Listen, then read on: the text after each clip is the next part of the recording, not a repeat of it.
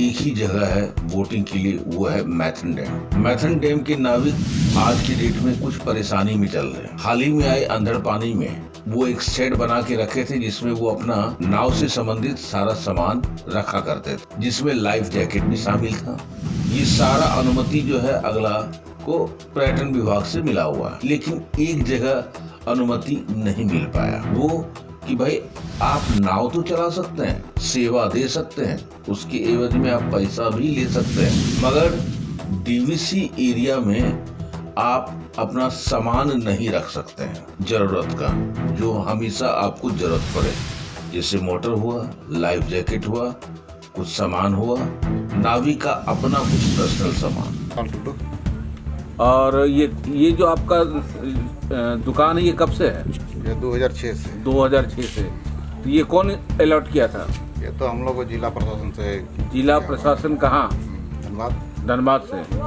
उसका नाम self help group है, 2 ग्रुप हैं हम लोग। ठीक है। मरंग बुरु सहायता समूह और जहारी राशन समूह। हाँ, तो आप लोग ग्रामीण स्वयं ग्रामीण जयंती योजना के अंतर्गत हम लोग को ये बोटिंग संचालन करने के लिए मैथन डैम में दिया गया। बोटिंग संचालन करने के लिए को भी मैंने जानकारी, महाप्रबंधक को भी जानकारी है, लेटर के माध्यम से। वो लेटर हम लोग के पास है। वो जानकारी है कि आपको बोटिंग करना है। बोटिंग करना है। ये घर बनाने का जानकारी कौन दिया? जानकारी तो नहीं, घर बनाने के लिए कौन आपको ऑथराइज किया कि आप यहाँ पे बना करके? हम लोग यहाँ से दिया, हम लोग को ब्लॉक से। हाँ। हम लोग बोले रहे, हम लोग का बहुत सा लाइफ जैकेट वगैरह है, बहुत सा सामान हम लोग का है, यहाँ रहना पड़ता है हम लोग को, इसलिए हम लोगों ने टेम्प्रोरी ढलाई तो नहीं किया। ठीक है, टेम्प्रोरी आप लोगों ने अपना सुविधा के लिए किया है। नहीं, उसके बाद पर्यटक भी आते हैं, धूप। ठीक है, कहने का मतलब कि आपको अपना बिजनेस करना है। हाँ। उसके लिए आपको सामान रखने की जगह चाहिए था, आपने ये शेड बनाया। इसमें क्या सरकार ने शेड बनाने की अनुमति दिया या डीवीसी ने? डीवीसी तो नहीं दी है, सरकार भी नहीं दिया। सरकार तो आपको बोटिंग के लिए दिया, इसका मतलब ये अनलीगल हुआ। यहाँ पे आप पीछे देख रहे हैं कि टिकट घर है, जहाँ से बोट के लिए आपको टिकट मिलता है और वो यहीं से आप फिर बोटिंग के लिए जा सकते हैं। और जाहिर सी बात है, मैक्सिमम फैमिली लोग ही आते हैं बोटिंग सैर करने के लिए, लेकिन जब भी लेडीज़ टॉयलेट की बात आती है तो यहाँ पे लेडीज़ टॉयलेट भी नहीं है, टूटा हुआ है और उसको बनने भी नहीं दिया जा रहा है, जबकि ये बिल्कुल ज़रूरी है। आज की डेट में कहीं भी अगर आप जाते हैं तो इस तरह का सुविधा जो है एकदम कंपलसरी रखा गया है गवर्नमेंट की तरफ से कि नहीं, वहाँ पे ये सुविधा होना ही चाहिए।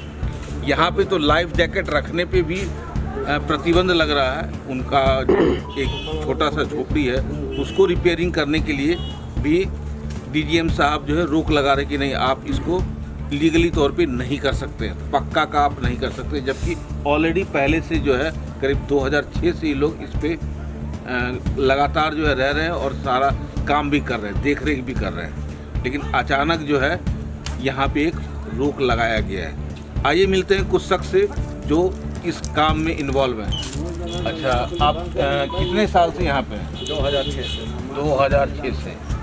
तो अभी क्या समस्या है आपकी?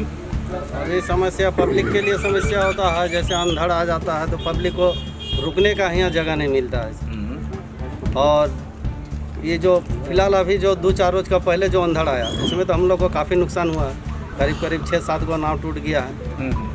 और इधर वाला जो आप बाएं साइड में जो देख रहे हैं, इधर वाला ये भी आपका उड़ गया था, चदरा डाला हुआ था। अंधड़ इतना तेज़ चलता है कि यहाँ पर चदरा वाला सेट रखना बहुत मुश्किल हो जाता है सर। बाई चांस यदि एक सेट यदि दिन में यदि उड़ के ऊपर रोड में जाएगा तो कई पब्लिक को गला काट सकता है, उसमें दोषी तो हम लोग आ जाएंगे। मगर डीवीसी इसमें काम नहीं करने दे रहा है, पब्लिक को बहुत ज़्यादा ही दिक्कत होता है नहीं, और हम लोग को भी दिक्कत होता है, पब्लिक को हम लोग सेवा नहीं दे सक रहे हैं। तो ये बताइए कि पब्लिक अगर सेवा नहीं दे पा रहा है, लेकिन गलती कहीं ना कहीं आपकी भी तो है कि आपने जो है गवर्नमेंट से क्या ऑथराइजेशन लिया कि भाई हम यहाँ पे छोटा सा जगह हायर करके जो है झोपड़ी बना रहे हैं रखने के लिए, सामान रखने के लिए?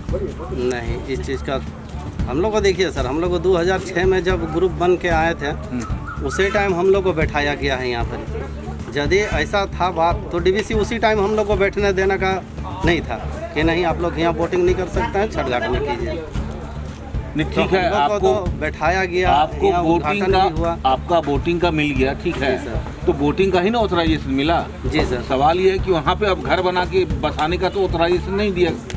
उसके लिए बसाना हम लोग को घर नहीं बसाते हैं सर, हम लोग तो सिर्फ पब्लिक का सेवा करते हैं। शाम को तो 5 साढ़े 5 बजे हम लोग सब कोई चल जाते हैं, सिर्फ 2 मेंबर रहता है, ठीक वो है, रात में देखभाल के लिए।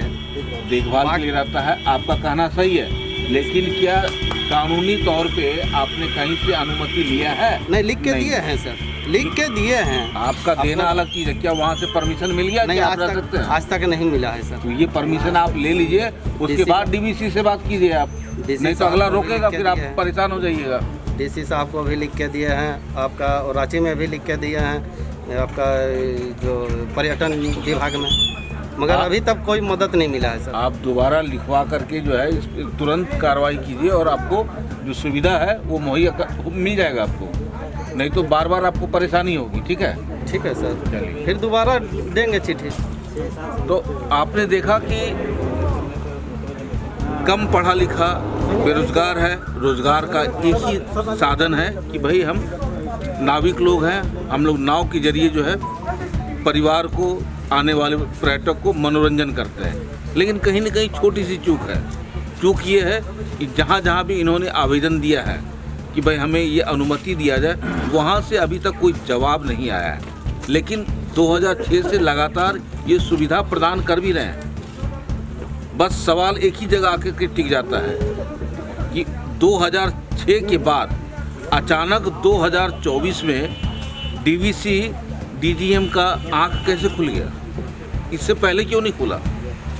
ये पहले भी खुलना चाहिए था उनको, 2006 में ही उनको जो है रोक देना चाहिए, नहीं आप यहाँ पे किसी तरह का निर्माण नहीं कर सकते हैं।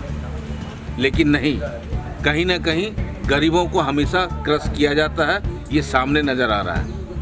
अब मामला इन लोग के ऊपर है कि ये लोग किस ढंग से अनुमति वहाँ से ले सकते हैं, पर्यटन विभाग से, पर्यटन मंत्री से, ताकि इन लोग का रोजी रोटी का उपार्जन के लिए जो ये लोग लगातार मेहनत करते हैं उनको सुविधा मिल सके और पर्यटक जो है यहाँ आ सके। आप देख रहे हैं सब पर नज़र, मैं हूँ निरंजन कृष्णा, कैमरामैन चंदू जी के साथ। नमस्कार।